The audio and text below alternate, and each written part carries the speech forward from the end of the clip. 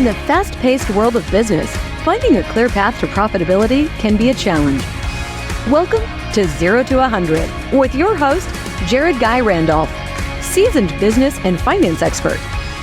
Tune in for actionable insights and strategies to accelerate your business success.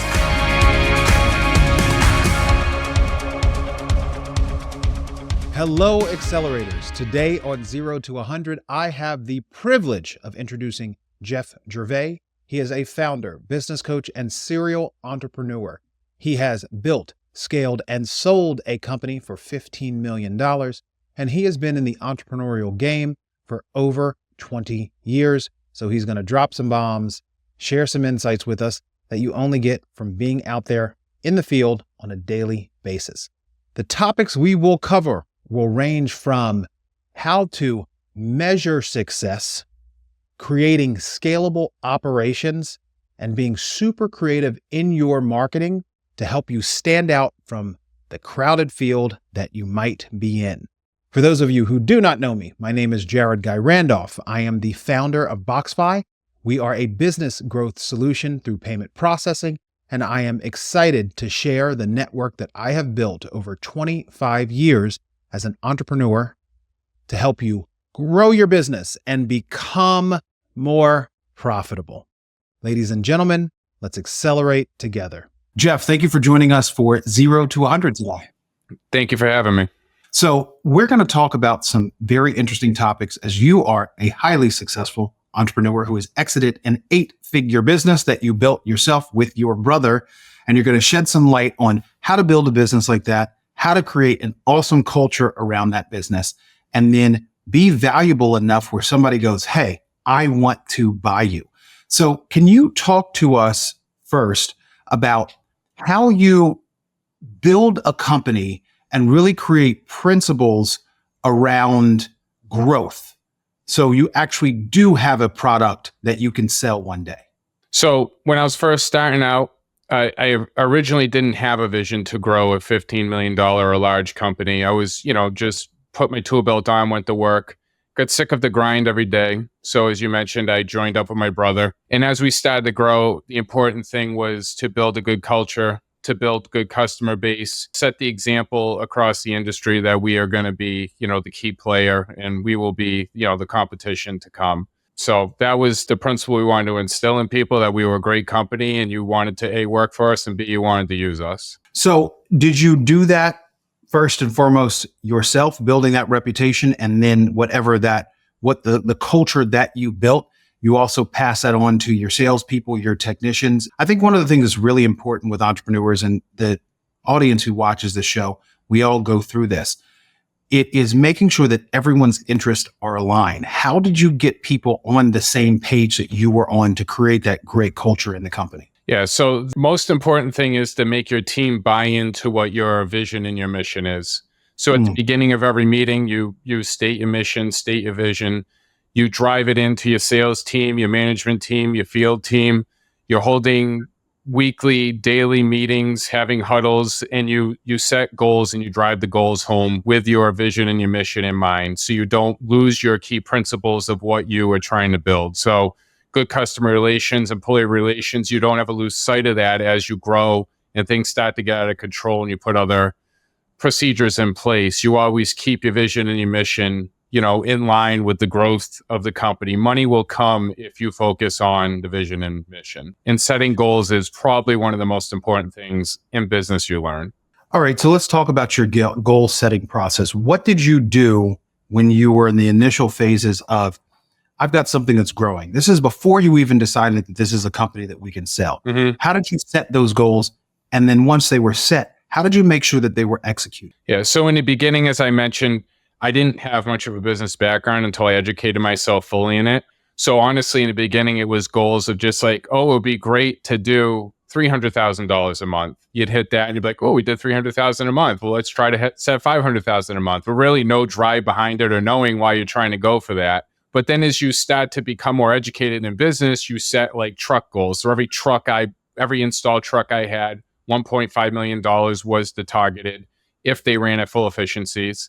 Every service truck was 520,000 targeted. So as you grow your fleet in the service-based industry, every truck should be a targeted revenue goal, and that's how you start building budgets. So then you transfer that over to your sales team for sales goals and so on and so forth. So your vehicles, your equipment for the company was actually something that you said, this equipment can produce X. So if you own a farm and you have combines on the farm, you are trying to figure out how much crop each one of those can yield because it translates to dollars. You basically did the same thing with the trucks that you had and the technicians operating those trucks. Yes. Yep. I broke it down into daily, weekly, monthly, yearly goals. So my team was always aware of the daily goal, weekly goal, monthly goal, yearly goal. We beat that in them every day. We had daily huddles, we had weekly huddles, we had monthly huddles, and everyone always knew the goal and the drive. And we created, nowadays you can create fancy charts where you have your goal here and your revenue is like tracking the goal so they could see with their eyes, like, how that works. And with training and stuff, you realize that visual numbers and stuff, saying a number to you means something, but if you actually type the number in or you visually see it, it resonates different in your brain than if you just say it to someone. So how did you align your sales team with your technicians? And I think that this is really poignant because speaking to one of my board members, and she sits on the board of a private equity fund.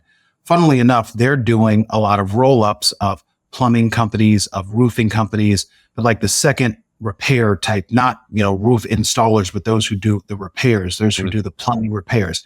And it's become a big thing, the whole idea of guys with trucks or persons with trucks in today's marketplace, because it's very difficult for AI to replace a hammer and a nail on top of a roof or under a sink right now, period. So how did you align that sales team of, all right, we've got to get this number of customers with the technicians of, okay, once the customers come in, we have to make sure that we do the job, do it well, so they're satisfied. How did you create the synergy between those two opposing people in your business? Yeah, so you just you figure out a way to tie all departments together. So for instance, again, I ran an HVAC plumbing company, so I'm going to give an example in that industry. So you call me to fix your furnace.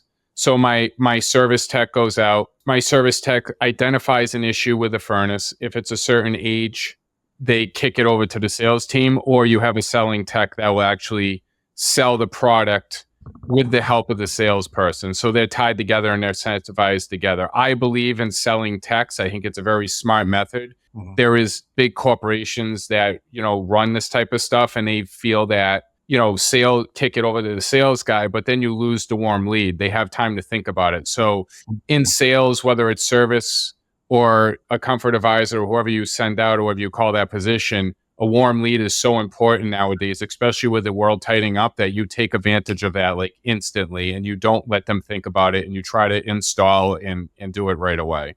So tying all that together. Would you consider that an upsell?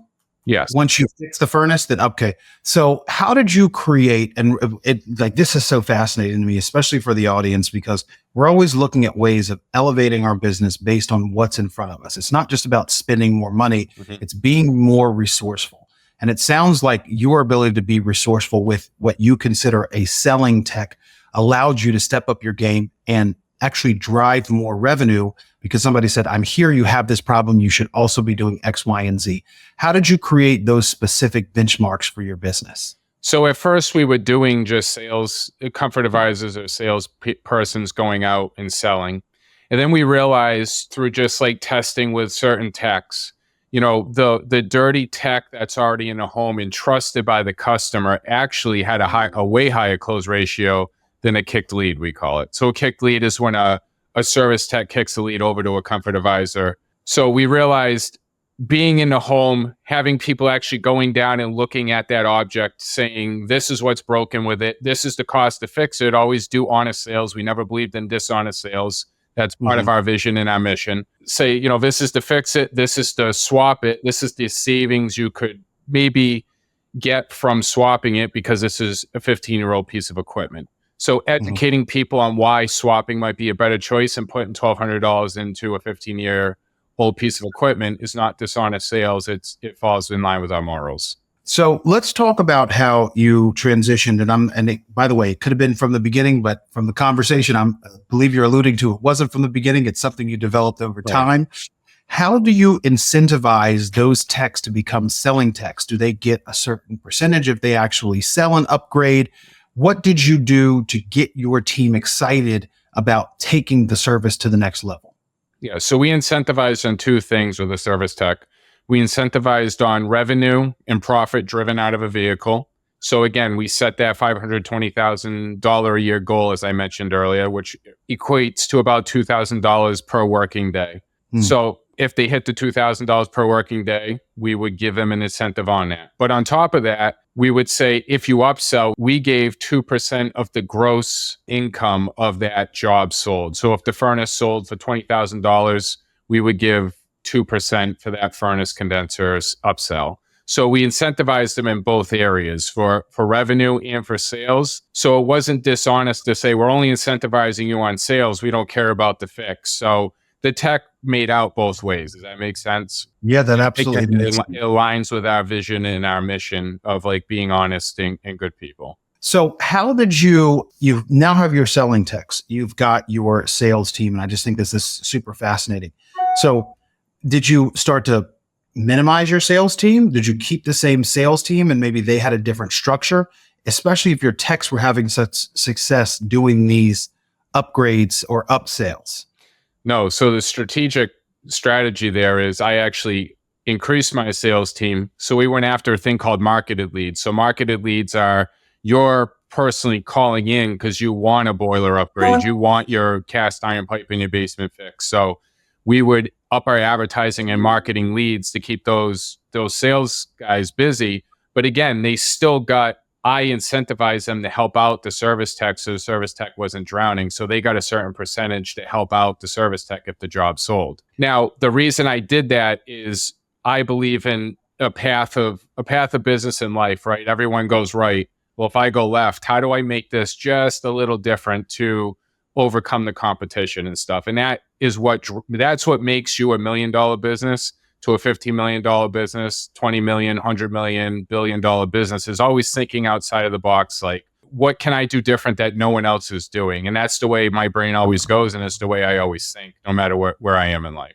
There is a great book called The Obstacle is the Way by Ryan. I want to say it's Holiday, by Ryan Holiday. The Obstacle is the Way. And it speaks to exactly what you were talking about in terms of if there's an obstacle in the road, instead of trying to go around it or going where everybody else is going, figure out how you overcome that particular obstacle, because that's what elevates your business. I'll make a parallel to what we do on the payment processing side. One of the biggest challenges for the restaurant owners that we work with is chargebacks. And beyond the ones that we work with, the restaurant owners in the industry as a whole, we actually put together a chargeback insurance program for these restaurant owners, which actually created an insurance for them, depending on the level that they sign up for, where their chargebacks are covered because they lose so much in chargebacks on a monthly basis. And on an annual basis, it could become a huge scale.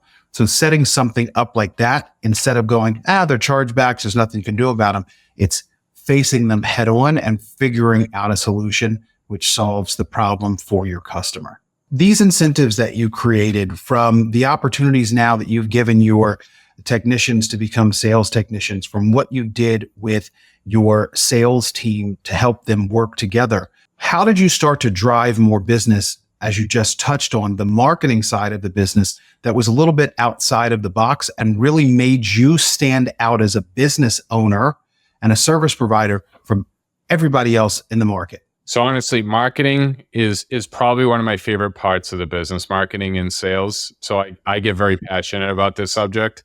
So again, I always look at what is the competition doing? What can we do differently?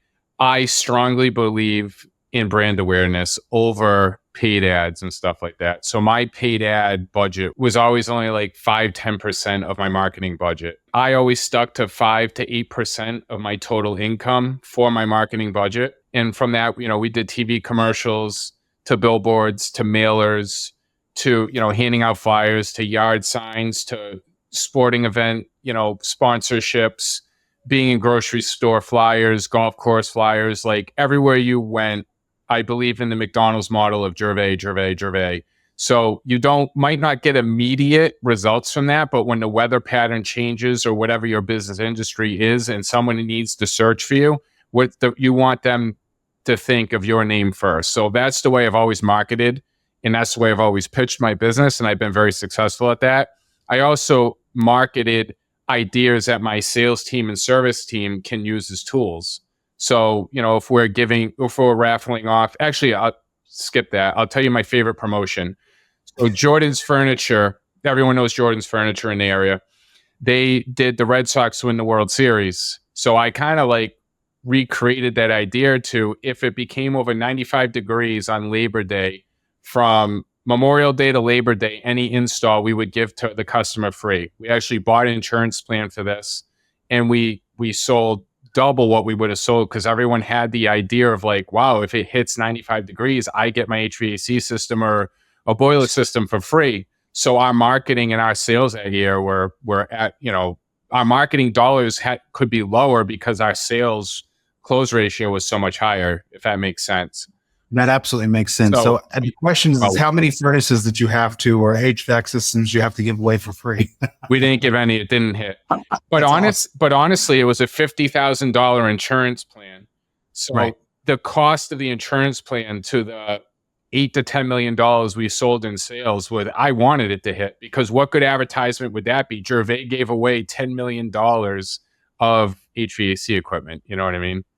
Yeah. Gervais Mechanical. So what's really great about that, and this is something I hope the listeners are keying into, is figure out within your industry, within your product or service type, ways that you can create guarantees, ways that you could have giveaways, but also protect yourself. You're not going to just do it willy-nilly and not look at the downside risk. The fact that we're able to put that insurance plan in place is really unique. Can you talk a little bit more about how you structured that?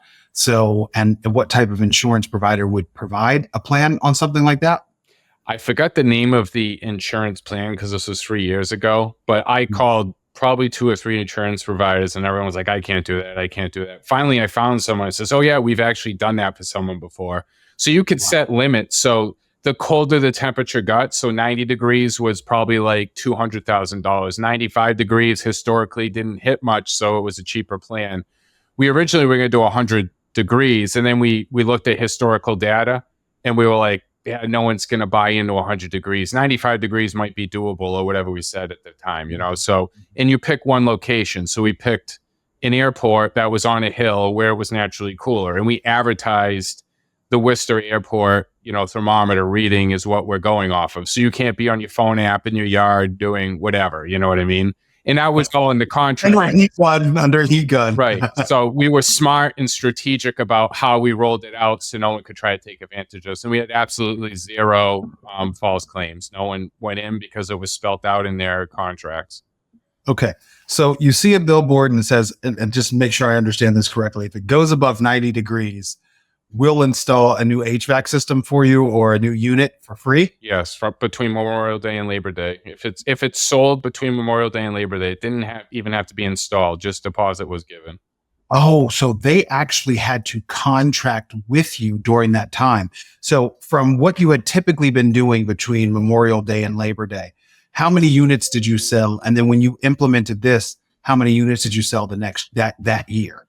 Yeah, so like I said, our sales literally doubled. So I think we did 3 million the year before, and we did 6 to 8 million. I don't know the exact number again. It was 3 years ago, but it was, when we looked at the data, we were like, wow, that was really successful. But we didn't, after that, we started becoming more focused on selling the company. So we were still doing promotions, but we didn't do anything that crazy because we didn't want to go into a contract like that, being up for sale and trying to sell the company, because someone else might not want to take that risk on. Right. That makes sense. So let's talk about as your company is continuing to grow. And this is really important for business owners who are out there who might potentially look at selling their company. How did you manage your team and people effectively when you now had to start working on the business and not so much so in the business? So you set up strong measuring metrics to manage your team, good KPI reporting, and again, holding meetings and always being in touch with your your staff. I was always kind of more of a micromanager, which I've learned over the years to kind of let go of that. So I was always really involved and direct with my team. And as I started maturing as a manager, I realized let your management team do more and just, jump in once in a while and just pull them back. So just being involved, and if you're not involved, having key metrics to measure their performance. So it's interesting. You said that you were a micromanager in the beginning and you've had to learn to let go of that. Who did you have to become as a leader in the business to build such a successful operation? So you have to learn to let certain things go, because as you're building, your job task changes dramatically, right? Because you have a bigger engine to keep fueled. So you're constantly worrying about bringing in work, marketing, new procedures of new management team, because as your field staff grows, your management staff has to grow. So now you have a warehouse, you have delivery drivers, you have all this stuff. So it's just constantly evolving. Your new job task becomes like how to just keep the company from collapsing in on itself. So you're always constantly thinking of how to make things better. So let's talk about building that company out and making sure that you have policies and procedures in place where you can scale and that it becomes replicable, the process that you do on a daily basis. Mm-hmm. How did you build that out? Because I think that's one of the biggest challenges when you're a business owner and you have your hand in everything, being able to say, all right, well, this is something that completely kind of runs outside of me.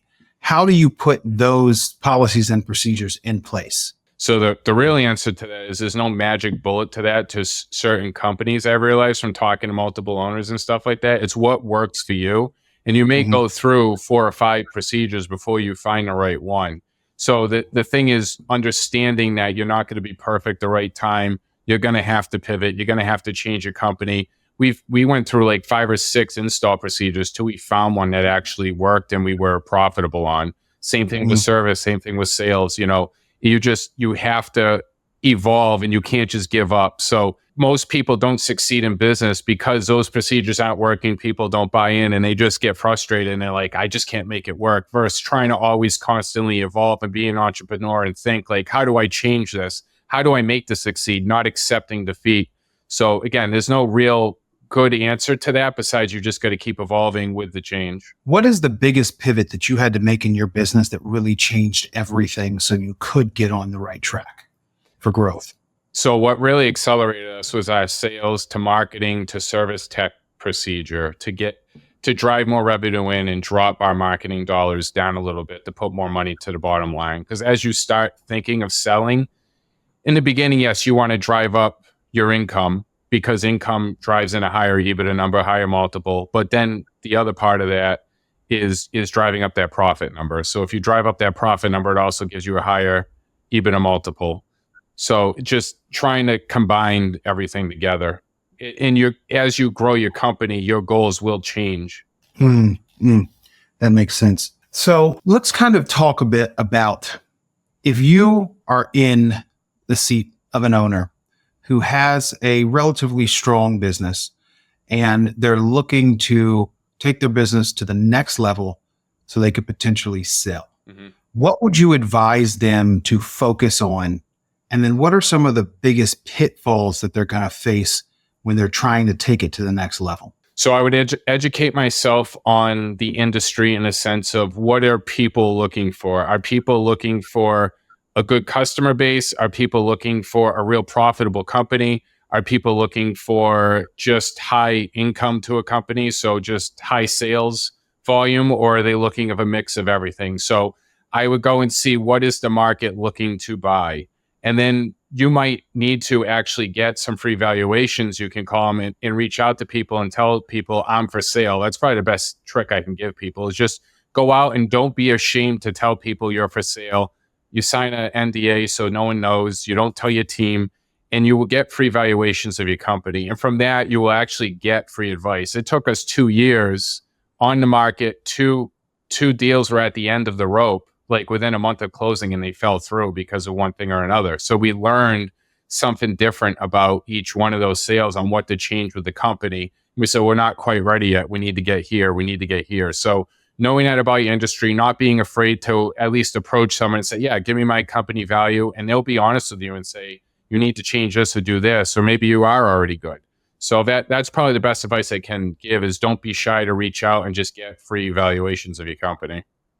So the audience hears that very clearly. One of the ways that you can actually get to that next step is going to the market, saying that you're for sale, get free valuations from potential buyers, sign that NDA, and then let that buyer tell you exactly what they're looking for, because it can inform you of the changes that you may need to make in your company if you're not ready to sell at that particular moment. And the good thing with that is you might go through the sales process, come to the end, and a month before you're going to close, it falls apart, but you're going to know exactly why the deal fell apart. And then you have to go and fix that, because if you don't fix it, then you're not going to be able to sell it to someone else. So it's just part of the process. It's not a loss, it's a gain, because now you have this inside intimate information that it's very difficult to get out of people until you get them on the hot seat, and the hot seat is writing that check. Yeah, absolutely. The hardest part about that is if a deal falls through, you need to stay motivated. You need to stay with your team. You might want to take a day to just be in your room and just scream or something like that because you're frustrated because you thought you were getting a payout or whatever. But every single time that happened to me, my next offer was more money, more money, more money. So I went from a 7-figure offer to an 8-figure offer that we walked away with very happy with. So looking back, I truly believe everything in this universe happens for a reason. It's what keeps me driven. It's what keeps me going. Yes, and sir. if you just don't stop and you stay motivated, the next thing will work out better for you. When you're looking to sell, should you be talking with more than one buyer in the marketplace? Oh, absolutely. I think you should go out to 2 or 3. Unless you get the honeypot deal and you're like, I am so happy with this deal. You don't get greedy in life. That's another moral I have. If you're happy and you set a goal and you get that goal and you think it's a good fit for you, go for it. Awesome. So let's go into what your deal process is, because a lot of our audience and listeners are seasoned professionals, seasoned business owners, and might actually be looking to sell. That's why we deal with and have these type of conversations, so we can educate them on what their options are. Once you got in the trenches and you were at the final stages with the buyer who purchased the company, how did you negotiate a strong deal that closed? As I mentioned before, we had 2 deals fall through. We had multiple LOI offers, which is a letter of intent. So that's the pre-step to selling. So we had 2 or 3 letter of intents. We went through them, and we honestly didn't pick the highest dollar amount, as silly as that sounds. We had an offer for $3 million more of a potential earnout. And we actually took one for $3 million less, just because we felt like that company would be a better fit for our culture, our team. Because as I mentioned before, I didn't let my mission and my vision even stray me from the sale of my company, where I said, my team got me to where I am, and I recognize that. And I made sure they were taken care of in the sales process. When you're in that sales process, how do you set up your team to transition over to the next ownership? Because for you, they're actually buying physical bodies, not just the trucks. Your people, to your point, are what keep your business going. So how do you create the best opportunity for your team where they go, yeah, we're happy to move and go to this next group and continue doing the successful work we've been doing? So with me on the first one that fell through, I was very vocal about we wanted to sell. And I realized that was sending a bad message to my team, and it fell through, and we said we decided not to do that. On my final one, I told no one. Like, my wife was like the only one outside of my network that knew we were selling, and my brother's wife. And it got announced the day it sold. So part of the way we held the culture together is we said, we're contracting for 2 years to make sure the glue stays together. We're bought into the business still. We're still here today. I still have another year left in my contract. But that's the way we rolled it out, is that we're still here. We're still in with you guys. And that allowed us to still have a voice and fight for the team. So that's why we did that. And that did work. So a lot of times when you're a business owner and you are selling and you have a successful sale, you do have a couple or a few trailing years where you stay on with the business. How do you work with your new partners in tandem where you're still fulfilling what you've done to create the success that you've created, but you're also abiding by what their expectations are to take that company to the next level? So that's probably one of the hardest things about selling a business and still being on board. As you mentioned, I mentioned all these creative things I did and all this stuff I did because I was an entrepreneur, or I am an entrepreneur, right? And then honestly, they have the money, they bought you, and they don't really care too much about your opinion in a very nice way. Certain people, they do, but they don't. They have, more businesses that they're combining it with you, and they just want you to fall in line and do their procedures. So you have to recognize that is now your new job, is to push the company in the direction they want it so that you can have your team buy into that. Because again, you don't want your team to not buy in to what your mission was when selling the company. So now you've sold your company successfully. You've got another year left, but I know you as an entrepreneur like me are always doing something fun. What else are you working on right now, which you're really enthusiastic about? So as I mentioned with the procedures and everything with my company, besides the marketing, the thing that accelerated us the most was knowing our break evens, knowing how to estimate properly, just knowing cost of the business. And that is honestly something that cost me probably millions of dollars of errors over the years of just losing money on jobs, losing money, and just being like, why am I losing money? What's going on? So really getting a strong education and educating myself on how to read a profit and loss, how to read a balance sheet, and combine that into how to get a break even and then build profits. So I was doing coaching, or I am doing coaching with a select few clients to help them build that up and show them how to look at that properly to change their company with certain metrics that I measure on profit and losses, like labor, material, so on and so forth. With that being said, I created a software that's being launched in November that automatically calculates everything for you. So it will actually tell you to seal this driveway, to roof this house, to put this furnace in. This is your break even on that job. Don't go lower than this. This is your suggested profit margin. So in slower times, you can go lower, but you're still above your break even cost on the job. And in better times, you can go a little higher, right? Make a little more profits. And if someone talks you down, you have the ability to know, like, okay, I can go this low, not just guessing. Because a lot of contractors out there, smaller contractors under about $5 million, $3 million, operate out of their banking accounts. They truly don't know the numbers. They don't even know what they're estimating. They're just out there. And that's not a shot to the smaller people. It's reality. If you went to them and you had someone do work in your house, say, hey, what's your break even on this job? Most people aren't going to be able to tell you that, or some people don't even know what a break even is. So we go a step further with the program. It gives you a monthly break even, yearly break even. So it gives your team and you a real goal to drive to, and you can set a profit margin on that. So I'm very passionate about that. I've put a ton of money into the software, and there's nothing on the market like it. So I'm excited to release that. It sounds like to me this estimating project that you're doing and what you're bringing to market is going to add a lot of value, and it could be used in a lot of different industries, especially when you've got the hammer and nail persons with truck businesses, because they have limited resources. They can be project to project at a time. And if they can actually streamline it, it would be major. And then I'm going to level you up a little bit more even so, Jeff. If you could take and package a product like that and go to the private equity funds who are going and buying all of the roofing companies, the plumbing companies, the HVAC companies, and sell them that product, that helps them streamline their operations and create more profitability. That's actually a brilliant, brilliant product. Thank you. I appreciate that. So the other good thing about this is, in business, you have roller coasters. You have really good months, really bad months. And then you have break even years, you have down years, you have up years. With knowing your numbers and knowing your industry and knowing how to, track your company properly, you don't have to really be as afraid as for downtime. So if you're a $15 million company, you can look at your overhead and say, my break even's this, we're doing this, we're under right now, and you can appropriately cut your costs.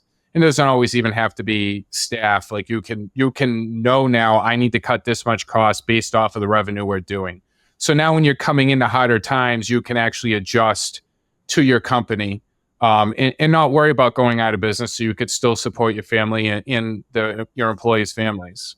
That is actually really interesting because you put the business owner in the driver's seat. And knowing your numbers is one of the key things you focused on throughout the podcast, which I've realized later in my career is tantamount to success.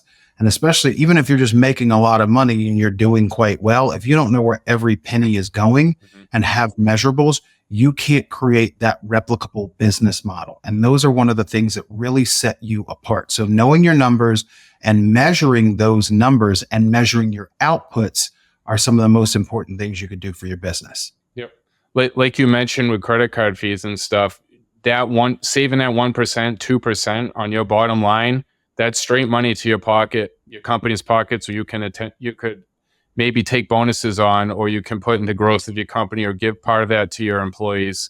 And, that's part of building culture, doing Christmas parties, doing whatever, gatherings, team building exercises. Like that's whole part of building a company and making it successful. So when people are getting poached by other companies, they're like, no, I'm staying with you. You just took my family to Florida or whatever you do for them. That's actually a really important point. And this is something that I deal with directly, mostly, sometimes indirectly, is understanding the impact of what those little costs and fees are and how they can increase or decrease your margin.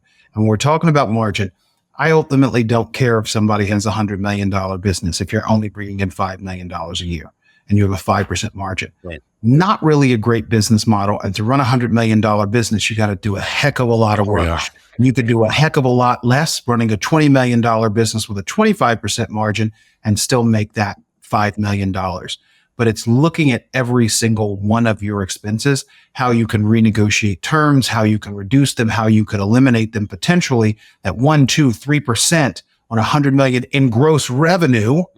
That can put an additional $1, $2, $3 million in your pocket on an annual basis without having to increase your revenue. So there are a lot of ways that you can be super creative. And I love, Jeff, that you focus so much on the numbers because a lot of business owners aren't really getting that granular. Right.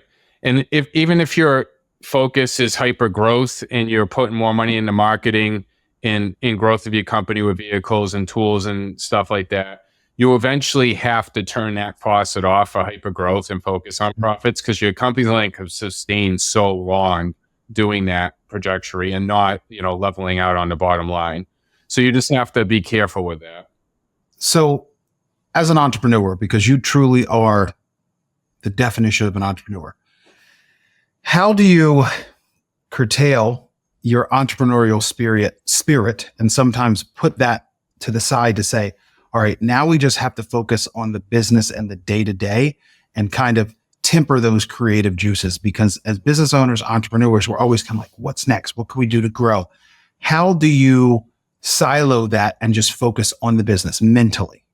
So I set a goal and a plan. And when I hit that goal or plan of spend on growth and I hit that number of revenue that I want to achieve, at that point, immediately I will switch off and switch gears to focusing on profits and stuff like that. So again, goal driven on everything you do in business is so important. You can have a goal of just selling 2 jobs a month or 2 jobs a week or whatever your business model is. Like set a small goal and then have a longer term goal and a longer term goal on that. And just don't give up till you achieve the small goal. Once you hit that, you'll get, satisfaction and you'll keep having motivation to move forward. So always setting that goal and just, going forward with that. And your goal could change. Like you just said, and I just said, like your goal is going to pivot as you hit certain tiers. Like, okay, now I'm focusing on this. It's not this anymore. And just doing that, no matter what it is in your business or your industry. That's awesome. So let's talk about, before we get into the rapid fire section, the future of entrepreneurship. So let's look 5, 10 years down the road. Where are you seeing the opportunities in the marketplace for someone who is an existing business owner to level up and build a more profitable business? Oh boy. So I always look for recession-proof things. So I think the medical field, the payment field, the HVAC field, software, B2B businesses, and certain ones are great. What I would say to look out for now has nothing to do with this podcast is I truly think we're going to have a little bit more of a market correction. So if you're smart and you're holding some cash and you're just a little more patient for another year or so, I feel like there's going to be huge opportunity in that industry. I'm personally holding back and waiting. I don't want it to happen to the world, but if it does happen, I'm prepared for it. I'm selling properties right now kind of as the top's coming down. So, just getting ready, always thinking of how do you change or how do you adapt to what may come? And if it doesn't come, at least you're prepared for everything, I would say recession-proof investments are great. I would have to agree with you. Recession-proof investments are key in today's market, and that is dealing with things that are essential services, the guys and gals with trucks, the B2B services, a lot of the software services that are servicing other bigger platforms. Those are the businesses where you're seeing a lot of growth. They're also the businesses where your private equity funds, your hedge funds, your bigger investors are looking at buying at scale, bringing them under one umbrella, and then growing those businesses even more. So that is sage wisdom, my friend. Yeah. So don't forget, when the world dips and, if you're preparing for that, the rich people look forward to that because they capitalize and make more money. So thinking always follow the money is what I say. What is Warren Buffett just sold however many billions of dollars of stock, right? So that tells me maybe a storm isn't coming, but he's preparing for something. So it makes you think like someone smarter than me is thinking something. Maybe I should start thinking like that. So always just being aware of where the world is and what's going on is very important as an entrepreneur or anything in life, not being blinded. Incredible wisdom. We're going to do our rapid fire section. This is quick and easy answers and just fun to break up the monotony. And then we'll wrap up and you'll tell everybody where they can connect with you. So rapid fire, coffee or tea? Coffee. Dog or cat? Dog. If it is a zombie apocalypse and you must leave your house and you've got to protect your family, what is the one weapon that you're going to grab to take with you? My AR-15. Oh, listen. I got a sword. Or a sword, yeah. A sword or an AR-15. I have a lot of both. I would take the flamethrower because I think once you light them on fire, the zombies, like they can't do anything. Well, I guess they could be walking at you on fire. Anyway, I digress.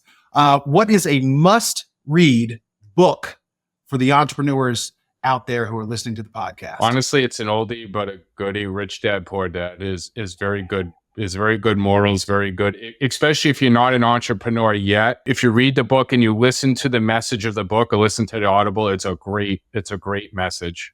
Awesome. I love that. So, dead or alive, if there was any individual that you could have dinner with tonight, who would it be? Oh boy. Probably Elon Musk. So, if you're a small business owner who is doing $10 million in sales on an annual basis, I walk through your front door, I hand you a $300,000 check. How would you advise that small business owner to invest that $300,000 of free money into their business to grow their profits 2x in 12 months? So I would first off, I would listen to see if the team is requesting anything. I feel software nowadays is very important. So investing in technology that can set you above the level with, automatic KPIs and stuff like that. So I would say some kind of software investment would be very important. The other thing I would do is increase our marketing budget immediately and put some of that towards marketing to try to drive in more calls and with our procedures that you have strong. What is the biggest obstacle that you had to overcome in your business or your life to build the success that you have built? Put your pride aside and realize you're not always right. And there are hard times that come with running a business, and it's okay to have a bad day or a few bad days in a row and just know that better days are around the corner. And just honestly, as you grow in life and you grow your wealth, you realize your mental health is so very important. So that would be the best advice I can give people. Awesome. Jeff Gervais, please tell the audience how they can connect with you. So the immediate way to connect to me would be go to excelyourrevenue.com, spelled EXCEL, not ACCEL. So EXCEL, yourrevenue.com, all one word. You can book a call with me on Calendly if you hit consult now or whatever. And I give free half-hour sessions to just talk about whatever you want in business. Right now, I'm doing that for free until the software launches in November. So feel free to contact me and I'll help you with your businesses. Jeff, thank you for joining us on 0 to 100. Thank you very much for having me.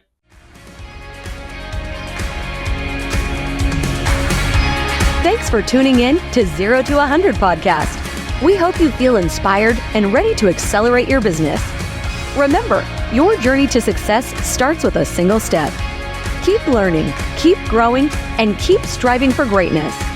For more resources and show notes, visit jaredguyrandolph.com. We'll see you next time.